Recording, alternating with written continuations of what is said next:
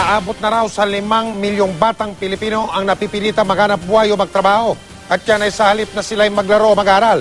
Bata yan sa pinakahuling survey ng National Statistics Office o NSO. Kaya naman, mismong mga kapwa nila bata ay nagmarcha para ipaglaban ang kanilang karapatan bilang pakikisa sa World Day Against Child Labor.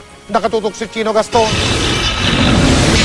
Mula nung siya'y 10 taong gulang, nangangalakal na ng plastik at bakal si Michael, hindi niya tunay na pangalan, sa dump site sa Santa Mesa, Maynila.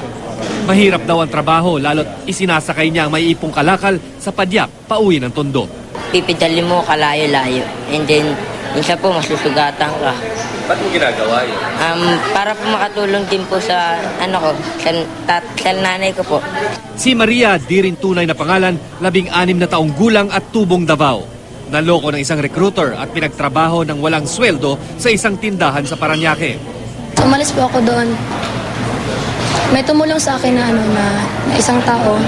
Tapos dinala niya ako sa Visayan Form. Ano, tumakas kayo? Ako lang po yung naglakas kayo na tumakas. Ilan lamang sina Michael at Maria sa mga batang Pilipinong biktima ng child labor. Ang kapalaran ng mga katulad nila ang ibig mabigyang pansin ng mga batang nagmarcha kanina sa Pasig City bilang paggunita sa World Day Against Child Labor. Sa 2011 Survey on Children ng National Statistics Office o NSO, lumalabas na lumalala ang problema ng child labor sa bansa. Mula 4 million noong 2001, umakyat ang bilang sa mahigit 5 milyon ang mga child laborers nitong 2011. 3 milyong bata sa bilang na ito nagtatrabaho sa mapanganib na kondisyon o hazardous work kung saan humaharap sila sa pisikal, chemical at biological na mga panganib.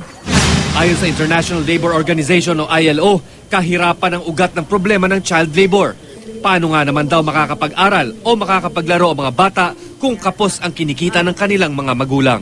But at the root cause of child labor throughout the world, I've worked in Africa, Latin America, Caribbean, and Asia, is poverty.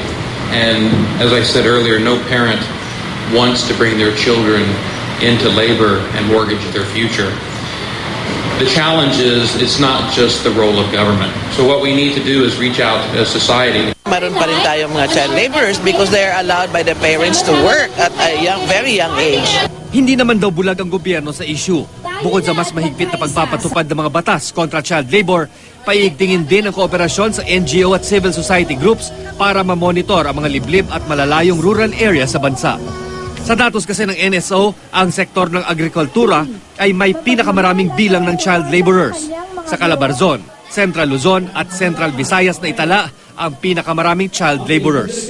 A very, very determined resolve to make every barangay of the country's over 1,500 municipalities child labor free to achieve the country's goal of reducing by 75% all worst form of child labor by 2015.